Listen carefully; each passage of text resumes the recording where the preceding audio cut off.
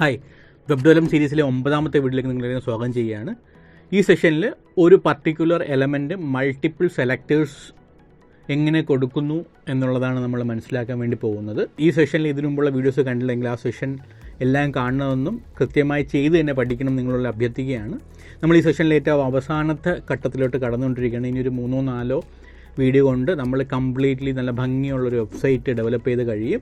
ഈ സെഷനെ കുറിച്ചും ഈ സീരീസിനെ കുറിച്ചുള്ള ഫീഡ്ബാക്ക് നിങ്ങൾ താഴെ കമൻറ്റ് ബോക്സിൽ രേഖപ്പെടുത്തുന്ന അപേക്ഷിക്കുന്നു. ഈ ചാനലിലെ വീഡിയോ ആദ്യമായിട്ട് കാണുന്നവർക്ക് ഞാൻ ഇൻട്രൊഡ്യൂസ് ചെയ്യാം.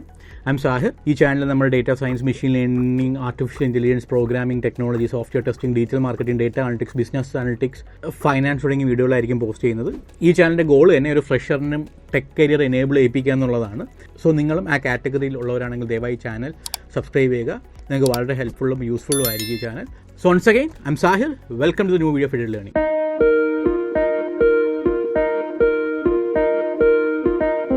ഒരു എലമെൻറ്റിനെ നമുക്ക് മൾട്ടിപ്പിൾ വേസിൽ സെലക്ട് ചെയ്തിട്ട് സ്റ്റൈൽ ചെയ്യാനായിട്ട് പറ്റുമല്ലേ?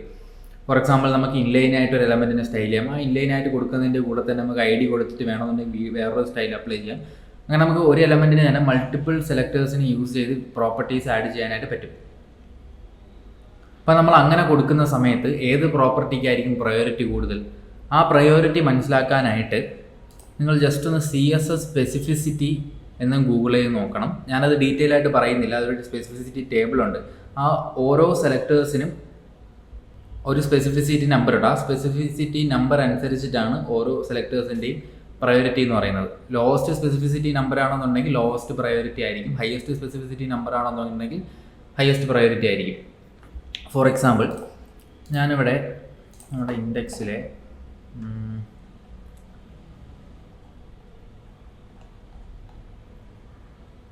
ഇവിടെ ഒരു ഈ ടാഗിന് ഞാൻ ഇൻലൈനായിട്ടൊരു സ്റ്റൈൽ അപ്ലൈ ചെയ്തു.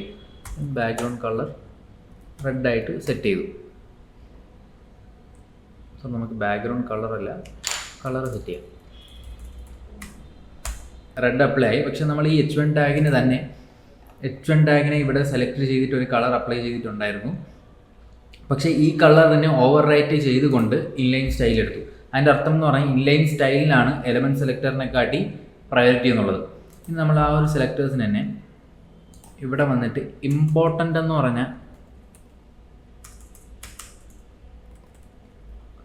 ഒരു ടാഗുണ്ട്. ടാഗിൽ ഒരു പ്രോപ്പർട്ടി ഉണ്ട്. Spelling okay. ഇമ്പോർട്ടൻ്റ് കൊടുക്കുന്ന സമയത്ത് വീണ്ടും കളറ് ബ്ലൂ ആയി. ഇതിൻ്റെ കാരണം എന്ന് പറയുന്നത് ഇൻലൈൻ സ്റ്റൈലിനെക്കാട്ടി കൂടുതൽ ഹൈ പ്രയോറിറ്റി എന്ന് പറയുന്നത് ഇമ്പോർട്ടൻ്റ് എന്ന് പറഞ്ഞാൽ ഈ ഒരു പ്രോപ്പർട്ടിക്കാണ്. അതുകൊണ്ടാണ് ഇത് അപ്ലൈ ആയത്. വീണ്ടും നമ്മൾ ഇമ്പോർട്ടൻ്റ് മാറ്റുന്നുണ്ടെങ്കിൽ അതായിരിക്കും അപ്ലൈ ആവുന്നത്. അപ്പോൾ ഇതേപോലെ നമ്മൾ ഇതുപോലെ മൾട്ടിപ്പിൾ സ്റ്റൈൽസ് നമ്മളൊരു എലമെൻറ്റിന് കൊടുത്തിട്ടുണ്ടെന്നുണ്ടെങ്കിലും ആ ഒരു പ്രയോറിറ്റി അനുസരിച്ചിട്ടായിരിക്കും സ്റ്റൈൽ അപ്ലൈ ആവുന്നത്. ലോവസ്റ്റ് പ്രയോറിറ്റി ഉള്ളതിന് ഓവർ റൈറ്റ് ചെയ്തുകൊണ്ട് ഹയസ്റ്റ് പ്രയോറിറ്റി ഉള്ളത് അപ്ലൈ ആവും. ഓക്കെ, ഇവിടെ ഇത് റിമൂവ് ചെയ്യാം. ഇനി നമുക്ക് നെക്സ്റ്റ് ചെയ്യാനായിട്ടുള്ളത് ഈ ഒരു ലിങ്കിനെ സ്റ്റൈൽ ചെയ്യാൻ വേണ്ടിയിട്ടാണ്. നമുക്ക് നമ്മുടെ ഡെമോ വെബ്സൈറ്റ് എടുക്കാം. അതിൽ നമ്മൾ ലിങ്കിനെ ഹോവർ ചെയ്യുന്ന സമയത്ത് റെഡ് ആവുന്നുണ്ട്, ഒരു അണ്ടർലൈനും വരുന്നുണ്ട്. അതുപോലെ തന്നെ ലിങ്കിൽ ഇവിടെ ഒരു അണ്ടർലൈൻ വരുന്നില്ല. ഹോവർ ചെയ്യുന്ന സമയം മാത്രമേ അണ്ടർലൈൻ വരുന്നുള്ളൂ. അപ്പം ഇനി നമുക്ക് ആങ്കർ ടാഗിനെ സ്റ്റൈൽ ചെയ്യുന്നത് എങ്ങനെയാണെന്ന് നോക്കാം. ഓക്കെ, എ ടാഗിനെ നമ്മൾ സ്റ്റൈൽ ചെയ്യാൻ വേണ്ടി പോകുന്നത് സ്യൂഡോ ക്ലാസസ് യൂസ് ചെയ്തിട്ടാണ്. സ്യൂഡോ ക്ലാസ് എന്ന് പറയുമ്പോൾ ഒരു എലമെൻറ്റിൻ്റെ സ്റ്റേറ്റിനനുസരിച്ചിട്ട് സ്റ്റൈൽ അപ്ലൈ ചെയ്യാൻ വേണ്ടിയിട്ടാണ്. ഫോർ എക്സാമ്പിൾ, ഈ ഒരു ഡെമോ വെബ്സൈറ്റിൽ തന്നെ നോർമലി നിൽക്കുന്ന സമയത്ത് ടെക്സ്റ്റ് ബ്ലൂ ആണ്. പക്ഷേ ഞാൻ ഹോവർ ചെയ്യുന്ന സമയത്ത് ടെക്സ്റ്റ് റെഡായി. അതും കഴിഞ്ഞ് ഞാൻ ഇങ്ങനെ ടെക്സ്റ്റിനെ ക്ലിക്ക് ചെയ്യുന്ന സമയത്ത് കളർ ബ്ലാക്കായി, ബാക്ക്ഗ്രൗണ്ട് കളർ ബ്ലാക്കായി. അപ്പോൾ ഇതൊക്കെയാണ് ഓരോ സ്റ്റേറ്റ് എന്ന് പറയുന്നത്. മൗസ് ഓവർ ചെയ്യുന്ന ഒരു സ്റ്റേറ്റാണ്, ക്ലിക്ക് ചെയ്യുന്ന ഒരു സ്റ്റേറ്റാണ്. അപ്പോൾ ഓരോ സ്റ്റേറ്റിന് നമ്മൾ സ്റ്റൈൽസ് അപ്ലൈ ചെയ്യണം. അങ്ങനെ അപ്ലൈ ചെയ്യാനായിട്ട് നമുക്കാദ്യം എ ടാഗ് സെലക്ട് ചെയ്യാം, ദെൻ കോളൻ. ഇങ്ങനെയാണ് സ്യൂഡോ ക്ലാസ്സസ് അപ്ലൈ ചെയ്യുന്നത്. നമുക്ക് ലിങ്ക് കർലി ബ്രേസസ് ഓപ്പൺ ചെയ്യാം. ഓക്കെ, അതിന് മുമ്പായിട്ട് പ്രോപ്പർട്ടീസ് അപ്ലൈ ചെയ്യുന്നതിന് മുമ്പായിട്ട് CSS ലിങ്ക്സ് ഒന്ന് ഗൂഗിൾ ചെയ്ത് കഴിഞ്ഞാൽ ഒരു ലിങ്കിന് എങ്ങനെയാണ് സ്റ്റൈൽ ചെയ്യുന്നതിനുള്ളതിൻ്റെ എക്സാമ്പിൾസ് നമുക്ക് കാണാനായിട്ട് പറ്റും. അപ്പോൾ ഒരു ലിങ്കിൻ്റെ 4 സ്റ്റേറ്റാണ് ഇവിടെ കാണുന്നത്. A:ലിങ്ക് ഇങ്ങനെ നമ്മൾ കൊടുക്കുകയാണെന്നുണ്ടെങ്കിൽ നോർമൽ അൺവിസിറ്റഡ് ലിങ്കിനെയാണ് അത് മെൻഷൻ ചെയ്യുന്നത്. ഒരു വിസിറ്റായ ലിങ്കിനെ സെലക്ട് ചെയ്യണമെന്നുണ്ടെങ്കിൽ A വിസിറ്റഡ് എന്ന് കൊടുക്കണം. ഹോവർ ചെയ്യുന്ന സമയത്ത് ആ ഒരു സ്റ്റേറ്റിനെ കിട്ടാൻ വേണ്ടിയിട്ട് A ഹോവർ, ദെൻ ആക്റ്റീവ് ആയിരിക്കുന്ന സമയത്ത് എ ആക്റ്റീവ്. അപ്പോൾ നമുക്കിവിടെ നോർമൽ ആയിരിക്കുന്ന സമയത്ത് ഈ ഒരു അണ്ടർലൈൻ വേണ്ട, അതുപോലെ തന്നെ കളർ ബ്ലൂ ആണ്. സോ പിന്നെ ആ ഒരു അണ്ടർലൈൻ ചേഞ്ച് ചെയ്യാൻ വേണ്ടിയിട്ട് ടെക്സ്റ്റ് ഡെക്കറേഷൻ നണ്ണെന്ന് കൊടുത്താൽ മതി. ഓക്കെ, അപ്പോൾ അത് നമുക്ക് കിട്ടി. ഓക്കെ, നെക്സ്റ്റ്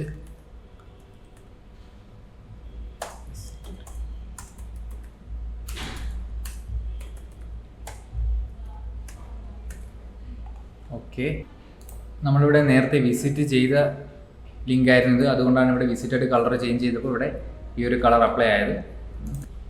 വിസിറ്റ് ചെയ്തിട്ടുണ്ടെന്നുണ്ടെങ്കിൽ നമുക്ക് ആ ഒരു സെയിം കളർ തന്നെ സെറ്റ് ചെയ്യാം.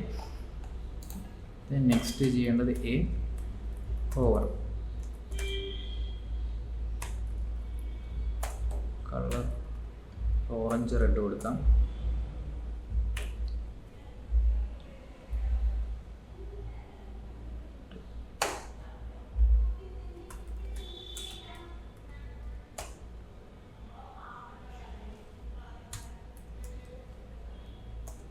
ടെക്സ്റ്റ് ഡെക്കറേഷൻ എന്ന് പറഞ്ഞ പ്രോപ്പർട്ടിയിൽ നമുക്ക് മൾട്ടിപ്പിൾ വാല്യൂസ് കൊടുക്കാനായിട്ട് പറ്റും. നമുക്ക് ടെക്സ്റ്റ് ഡെക്കറേഷനിൽ ആദ്യം അണ്ടർലൈൻ കൊടുക്കാം. ഇനി ഞാൻ ഈ ലിങ്കിനെ ഹോവർ ചെയ്യുന്ന സമയത്ത് എ ഹോവറിനകത്തുള്ള സ്റ്റൈൽസ് ഈ ഒരു എ ടാഗിന് അപ്ലൈ ആവും, കണ്ടില്ലേ? ഇനി എ ആക്റ്റീവ് ആയിരിക്കുന്ന ലിങ്കിനെ സ്റ്റൈൽ ചെയ്യാൻ വേണ്ടിയിട്ട്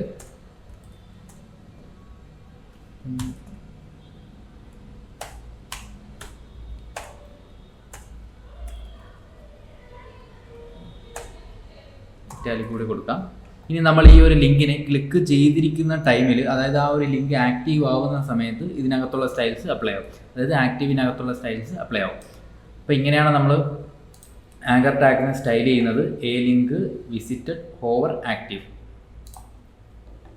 കുറച്ചുകൂടി ഡീറ്റെയിൽ ആയിട്ട് നിങ്ങൾക്ക് മനസ്സിലാക്കാൻ വേണ്ടിയിട്ട് നിങ്ങൾ W3 സ്കൂൾസിലോ അല്ലെങ്കിൽ MD1 പോയിട്ട് അതിൽ എക്സാമ്പിൾസ് ഒക്കെ സ്വന്തമായിട്ടൊന്ന് ചെയ്ത് നോക്കണം. സ്വന്തമായിട്ട് ഒരുപാട് പ്രാക്ടീസ് ചെയ്താൽ മാത്രമേ നിങ്ങൾക്ക് വെബ് ഡെവലപ്മെൻറ്റ് പഠിക്കാനായിട്ട് പറ്റുള്ളൂ. തിയറി ക്ലാസ് മാത്രം കേട്ടിരുന്നിട്ട് പഠിക്കാനായിട്ട് പറ്റില്ല.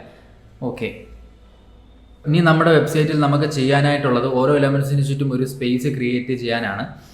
ഫോർ എക്സാമ്പിൾ ഈ ഒരു ഹെഡർ സെക്ഷനിൽ തന്നെ നമ്മുടെ നാവ്ബാറിന് ചുറ്റും ഇവിടെ ഒരു സ്പേസ് ഉണ്ട്. ഈ ബ്ലോഗ് എന്നുള്ള ആങ്കർ ടാഗിന് കഴിഞ്ഞ് കുറച്ച് സ്പേസ് കഴിഞ്ഞിട്ടാണ് അടുത്ത ആങ്കർ ടാഗ് സ്റ്റാർട്ട് ചെയ്യുന്നത്.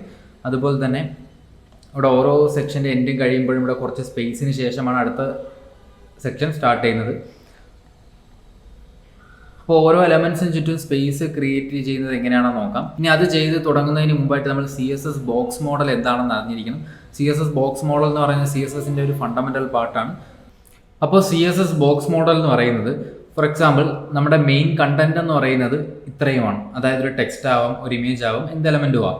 ആ ഇമേജിന് ചുറ്റും ഒരു ഇൻവിസിബിൾ സ്പേസ് ഉണ്ട്. ഫോർ എക്സാമ്പിൾ അവിടെ ഇൻവിസിബിൾ ബോർഡർ ഉണ്ട്. നമുക്ക് അവിടെ ബോർഡർ വേണമെന്നുണ്ടെങ്കിൽ നമ്മളവിടെ എക്സ്പ്ലിസിറ്റ്ലി അവിടെ ബോർഡർ വേണമെന്ന് പറയണം. ഡിഫോൾട്ടായിട്ട് അവിടെ ബോർഡറും സ്പേസ് ഒന്നും ഇല്ല. അപ്പോൾ ഇതാണ് നമ്മുടെ കണ്ടന്റ് എന്ന് പറയുന്നത്. ഈ ഒരു ഷെയ്ഡിലുള്ളതാണ് നമ്മുടെ കണ്ടന്റ്. ആ കണ്ടന്റിന് ചുറ്റും ഒരു ബോർഡർ ഉണ്ട്. ഇനി ആ ബോർഡറിനും നമ്മുടെ കണ്ടന്റിനും ഇടയ്ക്ക് ഒരു സ്പേസ് ക്രിയേറ്റ് ചെയ്യാൻ വേണ്ടിയിട്ട് നമുക്ക് പാഡിങ് യൂസ് ചെയ്യാം. ആ ഒരു സ്പേസിനെ പാഡിങ് എന്നാണ് പറയുന്നത്. ദെൻ കണ്ടന്റിന്റെ ബോർഡറിന് പുറത്ത് നമുക്കൊരു സ്പേസ് ക്രിയേറ്റ് ചെയ്യണം എന്നുണ്ടെങ്കിൽ നമ്മളവിടെ മാർജിൻ യൂസ് ചെയ്യണം. അപ്പോൾ എല്ലാ കണ്ടന്റിനും ഒരു ബോർഡർ കാണും. ആ ബോർഡറിനും നമ്മുടെ കണ്ടന്റിനും ഇടയ്ക്ക് ഒരു സ്പേസ് ക്രിയേറ്റ് ചെയ്യണം, നമ്മൾ പാഡിങ് യൂസ് ചെയ്യണം. ബോർഡറിന് പുറത്തൊരു സ്പേസ് ക്രിയേറ്റ് ചെയ്യാൻ വേണ്ടിയിട്ട് നമ്മൾ മാർജിൻ യൂസ് ചെയ്യണം. ഇതാണ് CSS ബോക്സ് മോഡൽ എന്ന് പറയുന്നത്. കൂടുതൽ ഡീറ്റെയിൽ ആയിട്ട് നിങ്ങൾക്ക് നോക്കാൻ വേണ്ടിയിട്ട് ഞാൻ നേരത്തെ പറഞ്ഞതുപോലെ W3 സ്കൂൾസും MD1 കൂടെ ഒന്ന് റെഫർ ചെയ്യണം.